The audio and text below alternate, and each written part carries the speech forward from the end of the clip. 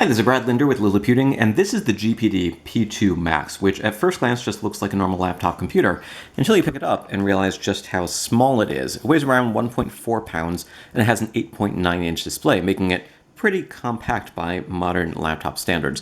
It's more of the size of what you would expect from an old-school netbook, but it is actually a lot smaller than a typical netbook of yesteryear.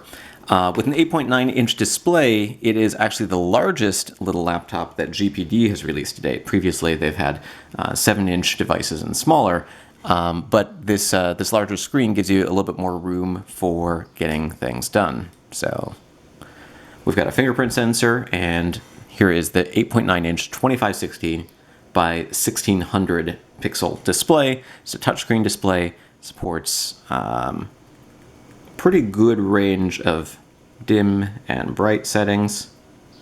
It's a little tricky to show that because my camera adjusts automatically, but at the dimmest it gets pretty dim, and at the brightest it gets pretty bright. So let's go ahead and go more towards one of the middle settings here, and I'll tell you a little bit more about this device.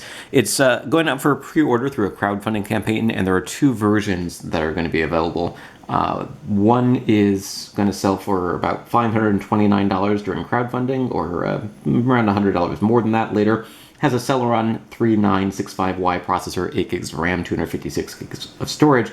The version I'm actually looking at is a higher price version with a crowdfunding price of about $705 and a retail price maybe closer to $840 or $850, but it has an Intel Core M3 8100Y processor, 16 gigs of RAM, and 512 gigs of solid-state storage, and that's PCIe NVMe storage, which means it's pretty fast storage.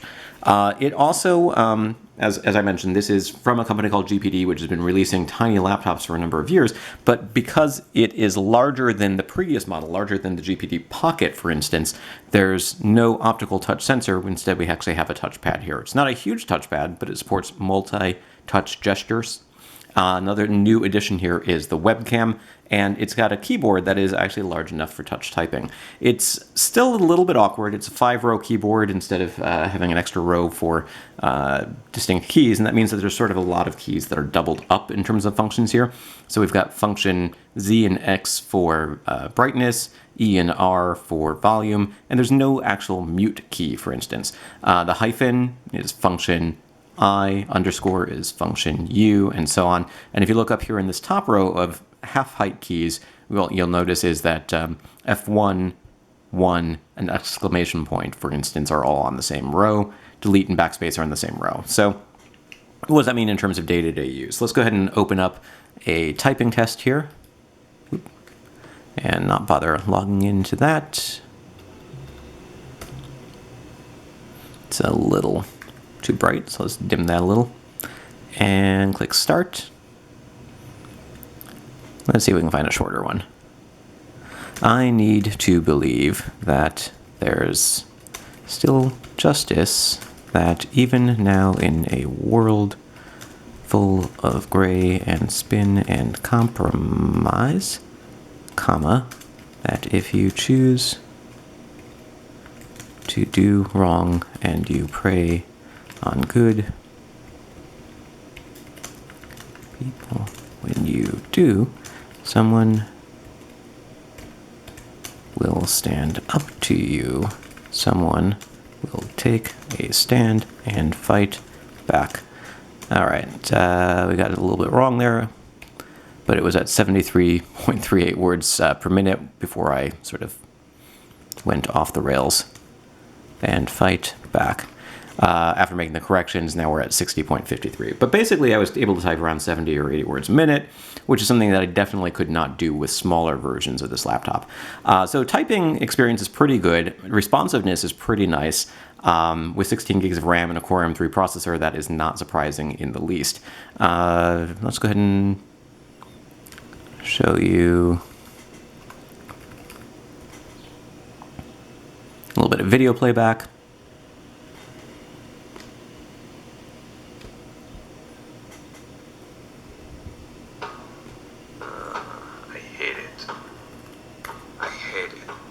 So 7% more screen space than the previous generation. It's about the same physical dimensions. So we've got decent viewing angles, so that it drops down a little bit lower. So when you stand decent volume. Are you holding the previous previous generation there. When you stand them side by side, you can barely see a difference in terms of overall. And overall, it's pretty good for watching videos or doing something like that. Now, it does have stereo speakers, so you've actually got speakers on each side, and it has a fan. This is not a fanless device, so it runs pretty constantly. You can sort of hear it a little bit in the background in a quiet room. If you've got a fan or an air conditioner, you probably won't notice it at all. It does pick up and sort of start whirring a little bit more under more duress. I've used this for work. I've used this by plugging in an external display and running, from this computer, dozens of browser tabs, while listening to music, editing documents, and it holds up pretty well for those things. It is a device that I wouldn't necessarily recommend using it as your primary computer because it is a little bit small, but it's a really nice portable device. Now, there's a couple of quirks. As I mentioned, some of the keys are a little bit harder to find, so when I was doing sort of mostly alphanumeric typing there, it wasn't a big problem.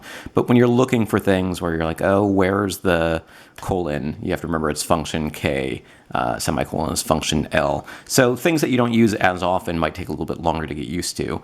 I've been using this for a couple of days at this point, and the more I use it, the more I do get used to the placement. Another thing to keep in mind is that the keyboard, while relatively nice, is not backlit. And the key travel is not necessarily the greatest, but overall, I can get stuff done using it. Another thing is, while this does have a webcam, it's a 2-megapixel webcam. The placement is kind of awkward here. It's below the screen, and it actually is facing inward, so that you have to tilt it fairly far in order for this to work. So if I sort of pull this over, I can get my camera and my nose in the frame, and you can see the frame rates are not actually that great either. So you might need to go into the settings and make some adjustments in order to improve if you're doing video. So for instance, let's say I wanted to do 240p instead of 480, and let's see if that makes a difference. No, we're at 480, 240. So, I don't know. Overall, the frame rates don't necessarily look great. The image quality is not stellar, and if you do this, not only are you going to get your knuckles, but you're actually going to cover part of the camera. So it's better than not having a camera, I suppose, but it's not necessarily going to be a great experience for camera buffs. We do have a full-size USB port, a headset jack,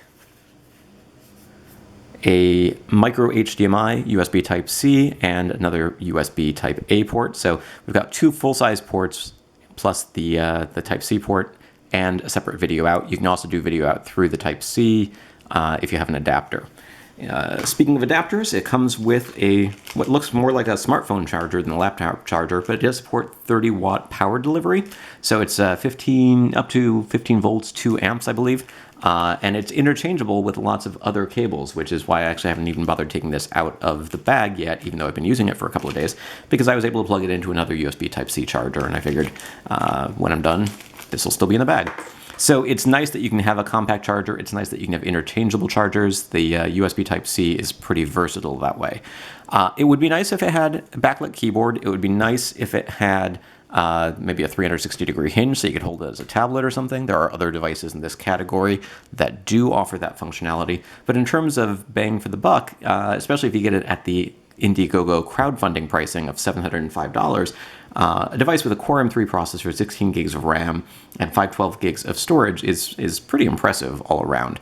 I should note that in terms of storage, this one is partitioned in a kind of interesting way. It has an 80 gig drive and a 400 gig drive, and then I think there might be a recovery drive. So if you install a bunch of apps, you could fairly quickly use up your built-in storage unless you make sure to install them to the secondary partition. That may or may not be the way that this is going to be for everybody, but it was definitely the case on the version that was sent to me, which is a pre-release demo unit. So this pre-release version was sent to me by GPD. It's possible some things might change by the time it's released to the public, but for the most part, I think it's pretty close to final hardware. I should mention it also has a battery that is somewhere in the 34-35 watt-hour range, I believe, and I haven't tested it extensively. I hope to have some more notes about battery life soon. In terms of performance, I did run a bunch of different benchmarks on this and other devices with similar hardware, and it's one of the better performers. I think because of the fact that that fan is actually going pretty constantly, and unfortunately there's no way to disable it, it helps keep things cool. There's plenty of room underneath here. I believe there's even a liquid-cooled cooling pipe in addition to the fan, which blows out hot air. And so, for the most part, it does a pretty good job of helping that dual-core Core M3 processor work pretty nicely. The cheaper alternative, the version that has a Celeron processor, is probably not going to run quite as fast on benchmarks or general-purpose performance. The fingerprint sensor, as you're noticing here, can be sometimes a little finicky. There we go. But you can also sign in using other methods. You could type in a password, you could use a PIN, etc. So let's say we've done a typing test, we've shown a little bit of video. There are, it can run various games. I don't have a lot installed on here right now. I think the biggest concern is that if you're using it for very light usage, it should get fairly decent battery life. From what I saw, it doesn't have a very large power draw when you are doing things like just watching videos. So right now you can see that it's going at about 6, up to 10 watts, up to 8 watts, 7.5 watts there, while it's trying to run a game in the background. But if I close that, it goes down to around 1 to 2 watts. And I find that it can actually operate in that range when you're streaming video from Netflix. So if you're not actually doing too much with it, you should be able to get fairly decent battery life. If you're using it for something like gaming, you're probably only going to get a couple of hours at most. So I will test that a little bit more extensively. This is more of a first impression video. I also want to compare this more extensively against other devices in this category, like the One Mix 3 Yoga, which is a new device with the same processor, but different RAM, different storage, and a different form factor, slightly smaller screen. So I think a lot of people this summer are going to be sort of comparing those two devices, as well as other new models coming out from companies like Chewy. So I think it's an interesting time for mini laptops. If you are interested in sort of small devices, this one is not pocket size like some of GPD's earlier devices, but it is very compact. It's it performs really nicely, and overall, it's a pretty nice little machine. It would just be nice if it had a couple of the features that you find on some of the things like the One Mix 3 Yoga, such as pen support, backlit keyboard, or that 360-degree hinge. This does not have those things, but it does have a webcam, a touchpad, and generally decent performance, plus an extra USB port compared to the One Mix 3. But again, I'll touch on those a little bit more in a different video. I wish it was clear cut. I wish I could say one is substantially better than the others. But in fact, I think it's going to depend on what exactly it is that you're going to prioritize. Out of the box performance with Linux and Chromium and other operating systems is a little bit different as well. That's something I will also take a look at in other videos, and you can find more details at Liliputing.com. Out of the box, you can run Ubuntu, you can run Chromium, but not everything's necessarily going to work. Touchscreen, for instance, can be a little bit problematic. Sometimes the display rotation might need a little bit of tweaking. Stay tuned for more information, for more videos about the GPD P2 Max, which is a tiny, tiny laptop that is also the largest and probably best performing laptop released by GPD to date, particularly in terms of models that aren't meant for gaming, but are meant more for productivity. So it doesn't have the built-in game controllers, but it does have a QWERTY keyboard. So this is Brad Linder with Liliputing. Check out Liliputing.com for more details, as always. And you can also find information in the description of this video for how to find out more from GPD as well, and a link for the crowdfunding campaign as well.